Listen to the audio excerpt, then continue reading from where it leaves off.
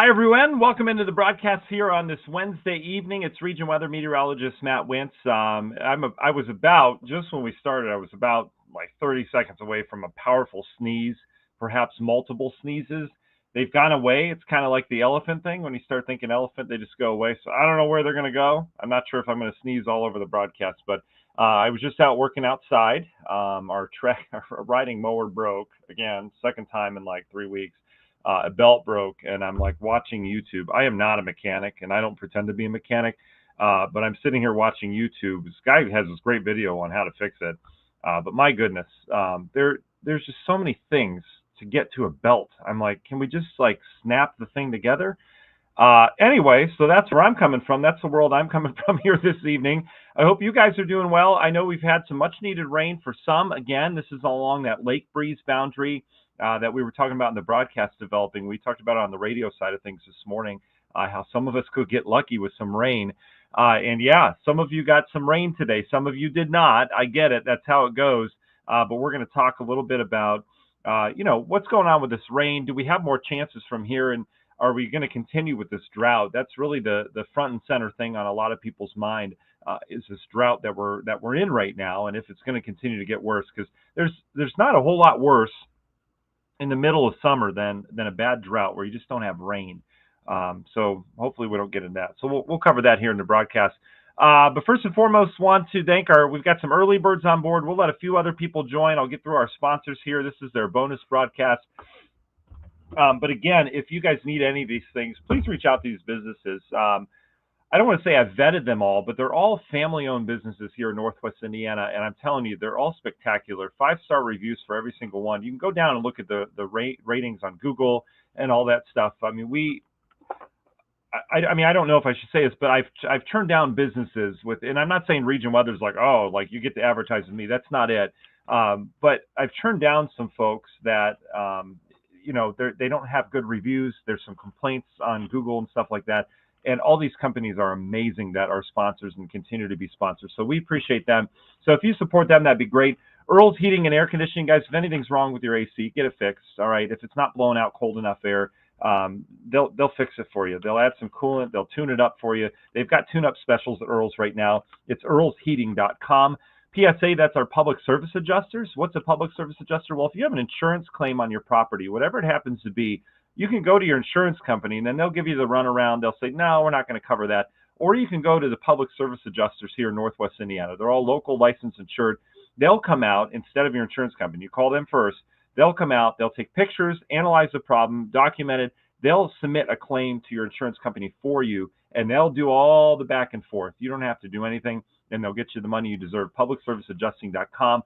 Romans Roofing, if you guys need anything done with your roof, perhaps you've got some shingles that are loose, you've got a leak, perhaps you just need a new roof, Romans Roofing is the place to go. They also do siding, windows, gutters, all that stuff. I mean, they'll just take care of your house for you. It's romansroofing.net, or you can call them at 219-838-9111. Great Lakes Lighting, be the envy of your neighborhood with expertly placed outdoor lighting. It enhances the look of your landscaping, your flowers that are in bloom right now. It also provides security to your property as well. They'll hook up everything for you, get it running. They put it on timers. They've got a great portfolio, and they're doing great work as well. Great Lakes Lighting, the website is lightupnwi.com. Minogue.life, Michael Minogue's been serving the world here in Northwest Indiana of life insurance, Medicare, Medicaid, and all that stuff for decades. He's such a nice guy. And he says, if you're thinking about retirement or starting on Medicare Parts A, B, D, or C or D, or a Medicare supplement, he strongly encourages you taking time to learn and plan months in advance. The last thing you want is not having to make a quick decision. You don't want to have to make a quick decision on something that is a big deal in your life, right? And you want to be fully aware and go with the option that's good for you as an individual. You can give him a call if you want. You can set up a no obligation, no cost meeting with him to go over your plan. He'd be happy to do that for you. Minogue.life, the website there. Our world of real estate, Kate Cusack for Ruoff Mortgage. Summer's heating up, is it not? And she'd love to get you in your dream home with a pool. She'll make that happen. She'll get you pre-approved, ready to go when that dream home hits the market. Kate is awesome to work with. Some of you have already worked with her on a new home or a starter home, even in one case. Kate Cusack, Home Loan Girl on Facebook if you're in the home buying market. Or maybe you want to refinance. She can save you some money that way too. TigerPlumbing.net for all your plumbing needs. They're our area plumber. They're awesome. You can take a picture, you can analyze, take a video of the problem, send it to them. They'll come out for free, which is great. FBIbuildings.com, the place to go if you need a new pole barn constructed. They've done over 20,000 of them in the Midwest. You should see their Facebook page. It's amazing. They do such amazing structures, and they'll renovate old ones as well. If you need a new pole barn for your residential or commercial business, FBIbuildings.com. TNT Tree Service, those are our tree taker downers. If you need a tree pruned up before a windstorm comes, if you have one that fell on the property, maybe you're like, I'll take care of that later. Take care of it now before we get a big storm. TNT Tree Service, it's tttreeservice.com, or you can call them 219-300-6256. Finally, last but not least, Grieger's Chrysler Dodge Jeep Ram in Valparaiso. They've been serving the Valpo area for decades right there on US 30.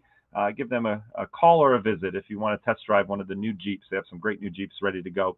And I'll be doing an event with them, I believe, coming up this fall. And I'll come to the region and do all that and hopefully meet some of you guys out and about. More details on that. All right, now that we've got some more people joined, let's jump into the broadcast here on this Wednesday evening, middle of the week. I appreciate you taking time out of your schedule to join me. I really, really do. All right, let's say hi to our early birds. Mary's with us this evening. George, you are one of the early birds. Good evening to you. Thanks for joining us on our YouTube channel. Rhonda, hi to you. Jeff, that rain in Chicago was nuts. I didn't see the 6-inch total. I saw the over 5-inch total. But yeah, that cell just sat, and we're talking 90 minutes produced over 5 inches of rain and 6. I'm not sure what the time frame is on that. But we were going through this morning on the morning show looking at some of the video from that. Just insane. And that's happening all over. That's happened all over the Midwest here. Portions of Indiana and Ohio today with just slow moving cells. All right. And that's what happens in this pattern. This pattern right now, there's not a lot of upper air movement. It's July. There's not a jet stream zipping through here. So as a result, you get these storms that blossom. And if the wind is just right enough that keeps that storm sustaining itself rather than raining itself out, like just a light breeze up there to keep that storm kind of rolling, boy, you can get some really heavy totals where that rain just sits. So yeah, incredible, Jeff, in terms of that. Deb, hello to you. Jan's with us on our YouTube channel. Lisa's happy. She got rain today. Awesome, Lisa. Gail, good evening to you. Jan did herself a favor there. She mowed her lawn before the rain yesterday. Perfect timing. Brenda says, we need rain here in Newton County. Brenda, I know there's some rain around you right now. It's fading, but we'll continue to keep an eye on it. Hi, Beverly. Tom got an inch at his house in Munster. Awesome, Tom. Some of the areas that got rain today were areas that did not get rain the other day. Mary gives a prime example. I mean, look at this. Munster, Cherville, not far apart, right? Mary got no rain out of this. Angel's with us. Rich, hello. Maxwell, hello. Sandy, hello. Joey's with us. Vicky, hi to you as well. All right, let's dive in, shall we? Here's our little lake breeze boundary. So we're stuck with two things here today. We had the front that went by yesterday, and we've got just a little smidge of moisture left over behind it in the atmosphere, all right? And then we had this lake breeze boundary. I mentioned we talked about it on the radio this morning on X-Rock 103.9, Indiana 105, and Z107.1 as well. And we talked about the potential for this lake breeze boundary to kick off some downpours today. And you can see it. Yeah, I think you guys can see it. I can see it on mine pretty well. See this little line? This is the outflow boundary. And look how it just goes out from Lake Michigan. All right, so why does that happen? Why do these storms form today? Well, Lake Michigan has cool water, right, compared to the air. We're in the 80s, Lake Michigan 60s for the most part. There's some cooler spots and some warmer spots near the shore. But either way, there's a dome of cool air still out over the lake, all right, because the water's cool. And so the cool air just sits above the lake. And when you don't have a lot of wind, which is, we didn't have a ton of wind today, that cool air is allowed to expand because it's heavy and dense and it wants to expand. So it expands. As long as there's not wind keeping it out over the lake, it expands. And then that cool air becomes almost like a cold front that kind of stretches, depending on how weak the wind is, further and further inland. And so as that cool air expands, as the land heats up, you get kind of a cyclical event where the air rises, the cool air replaces it, and you get a cycle, and it forms the showers and thunderstorms along this boundary. So you can see where this cool air boundary is now. It's far inland. It's getting some help from a front. We did have a front go by. That's why we've got the northerly wind outside. High risk of rip currents this evening out on Lake Michigan. That'll go through tonight and tomorrow as well. So especially first half of the day tomorrow. So I would not go swimming in the lake tomorrow or tonight. Not that you had plans to do that, but you never know. But this boundary, you can see, has kicked off those showers and thunderstorms. However, once the boundary's through, your chance of rain is 0. All right. And so I know we're hoping for downpours in areas of Lake Porter and LaPorte County, some more rain from earlier. You're not going to get it because this is all stable air in here versus where that boundary is colliding with some of the heat and humidity. We've got the storms popping. And then you see this here. There's another boundary here. Excuse me. Another one here, another one here. They're all coming together in one spot, and you get all that wind that comes together and it uplifts, and we've got that pop-up storm near the Rockford area. So kind of neat there on the map. All right, in terms of rainfall, this is the last, I believe it's the last 48 hours. Let me see what I've got here. This might be, that's 24 hours. I'm going to go 2-day totals here. Excuse me, I'm getting allergy coughs. Here's who got rain. All right, this is mainly yesterday. We got a little bit more today. But I don't know if you can see this too well, but we got that area right just to the west of Valpo and Porter County got heavier rain yesterday. Today, Lake County picked up some rain, which was great to see. And that rain is now stretching down into portions of Newton and Jasper County. This is not updated from that. But I wanted to show you kind of the bigger picture of where the rain has fallen. Look at the state of Indiana. Here we are. We're kind of lucky. We're kind of lucky that we got that rain over the last 2 days, including today, because not much of the state did. A little bullseye down here. But you see how it's pretty hodgepodge this time of year, where some areas get a ton of rain and other areas don't get anything, and that's kind of what we've seen. So our drought continues. We'll get an update to this tomorrow morning. I think it's like 9 or 10 o'clock it comes out. I usually see it when I wake up from my nap. But anyway, we'll get an update to this drought monitor, and I imagine it's not going to get any better. I mean, it's really not. I would imagine this drought is going to expand across a good portion of the region. So we'll need to keep an eye on it for sure. The driest counties right now, Lake Porter, LaPorte, and then we've got no drought technically. It's just abnormally dry in Newton, Jasper, and Stark counties. But we understand it's been dry, it's been hot, we need the rain. Some of us need the rain. Some of us got some good totals west of Valpo yesterday. There's that. All right, where do we go from here? Okay, the bubble ups, they'll all fade tonight after the sun goes down. We'll dry out overnight tonight. We've got a nice north wind, so we get a little bit of a break. Humidity will try to climb down a little bit as we go throughout the overnight. Not a bad night. And then tomorrow, we should be dry, but we'll have increasing high clouds. We'll have lots of sunshine throughout the day. It looks to be a really nice day. But we'll have some high clouds late in the day off as storms to our west. This is our next system that'll be moving in. Models indicating perhaps some late afternoon or evening activity getting in here. We'll need to keep an eye on what develops. Remember, models don't always have a good handle on where these complexes of storms develop in the summertime. So, if they don't develop right here, they're further off towards the west, we wouldn't get anything. But we will have increasing clouds tomorrow with a ever so slight chance of leftover storm or shower getting in here late in the day. Better chance of rain arrives tomorrow night into Friday with this wave as it moves through. Again, it may not look like this on radar. Our in-house model at the station that I work at, I was looking at that, and it pops storms a little differently around here on Friday. But either way, we have a pretty good chance of some scattered showers and thunderstorms again on Friday, and that would continue into Saturday. Our best chance in the extended for rain is going to be Saturday. All right, we talked about that in the broadcast on Sunday. It's still looking that way. So let's take you through. This is the latest Euro run. Euro has us dry tomorrow. It has this rain off towards the west fading as it moves in. That's all we have to keep an eye on it. It wouldn't be anything major tomorrow evening if it was something. And then you can see as we go into Friday, there's some pops around here. Should get some good downpours out of that in spots. I don't think everyone gets wet on Friday. And then here you go. Saturday, I think we get a really good batch of some heavier rain and storms around here. Could have some stronger storms with that as well. We'll keep an eye on that potential and kind of target that as we get a little closer. But the big story is there's beneficial rain coming, and I really think that arrives on Saturday.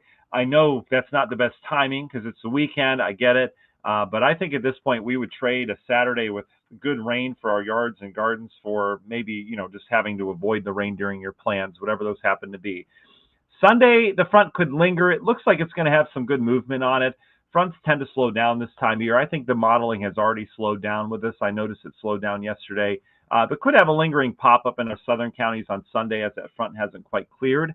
Monday, we would bring in dry air. And then we're right back at it. Another front comes in midweek next week. Looks like maybe a Tuesday, Wednesday arrival, late Tuesday into Wednesday. So another good shot at rain. And then after that, another front comes in beyond that. And that would be the following weekend. So pretty much every 2 or 3 days we've got a front, and that's great news because the pattern we don't want to get into is where everything's going up and around us. But that won't be the case. We actually look pretty good here on the rainfall front. I do want to show you the precip totals. Again, these are not fact. This is just what the models are spitting out. And we'll go through time. All these rounds of rain combined, this is through July 24th. So this is the next 15 days. But you can see at least we're not void of precip here in the region. Yeah, it's indicating some lighter amounts here versus other spots. But again, that will change. I just wanted to show you the trend where it's saying anywhere from 1 to 2.5 inches of rain in the next 15 days, okay, which is just slightly above average. We could use every drop of that. The other thing, and the last thing I want to hit on here before we answer your questions, is that if you don't like the humidity, I know it's July and we have heat and humidity usually, but we've got a little taste of fall, as it looks like, coming our way, and it's in the long range. So I'll show you here. This is a jet stream, showing the flow of the atmospheres. Right in here is where the jet usually is. And then this is just showing the heights or the basically the temperatures aloft. And what we're looking for is if you get in this darker shade of red that's out over the desert, that's the heat. That's when you get in the 90s here locally. And then some of these lighter shades of red, I know it still looks hot because the map looks hot, but this is some cooler air, believe it or not. And watch what happens. Next week, yeah, we get some warmth around here. But see this trough that comes through right here? And see how we kind of turn into a little dip in the jet stream? And then we get another one after that, perhaps right there. Those would be some shots of some cooler, more refreshing air where our dew points or humidity would come way down and it would feel pretty nice. So what in terms of temperatures does that do? Well, here's the first shot that arrives next Thursday into Friday. So about a week from now, models are indicating we get a couple days of perhaps 70-degree readings around here. And look at these overnight lows in the 50s. And then we'd warm up. And then this is fantasy land, but the Euro's picking up on it now around July 24th. Not getting out of the 60s for highs. This would come with a chilly morning on the Friday the 25th, just from looking at what the models are doing there. But either way, we don't have a long stretch. These are typically the hottest days of summer over the next couple of weeks. Our average highs are the highest, and typically we get into the dog days of summer later on this month as well as we get into August.